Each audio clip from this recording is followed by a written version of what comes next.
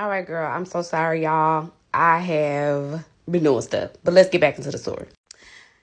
Jante calls her uncle, and her uncle comes to the house immediately. They start to review the Ring camera, and they see Jholie, as you can see here, leaving the home. They can also see what car she gets in, but the person that she's with is unidentifiable, and so is the car. Because this is all they have to go on, they immediately call Jante and Jholie's mother and father, and they come home and file a missing persons report with the police. The police basically just tells them, like, hey, she said she was going to Norfolk. We're not about to, look for her immediately. Y'all just gonna have to wait. Of course, the family starts to put up flyers and try to pound the pavement, but nothing really comes of it.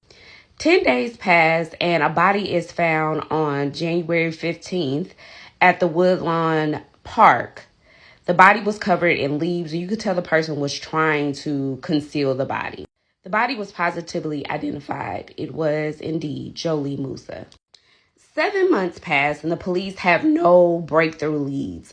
However, on August 2018, they get a lead from a young 13-year-old boy who was in the park the day Jholie was murdered.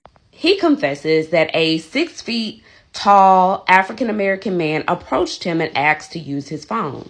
The little boy had said he acquiesced, and the man gave him his phone back. When they checked the 13-year-old boy's phone call logs, they found that his number was identified on Jholie's phone to have made that phone call. So the police bring in Nabu Ephraim for questioning.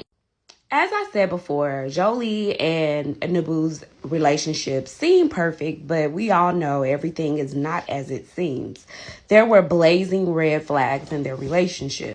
Nabu started to physically abuse her, and she didn't keep it a secret. She actually told her parents and her sister that he choked her until she passed out and slapped her around. They, of course, reported it to the police, and they charged him with assault and strangulation.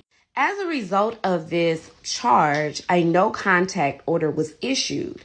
So he was not supposed to be communicating at all with Jholie. Because of this, he couldn't play on the basketball team and he was sent to alternative school. Nabu really wanted to go to the NBA, and this definitely ruined his shots at, being on a basketball team and being able to play, because at the alternative school, he could not play basketball. Stay tuned for part 3. I promise I will post it right after part 2.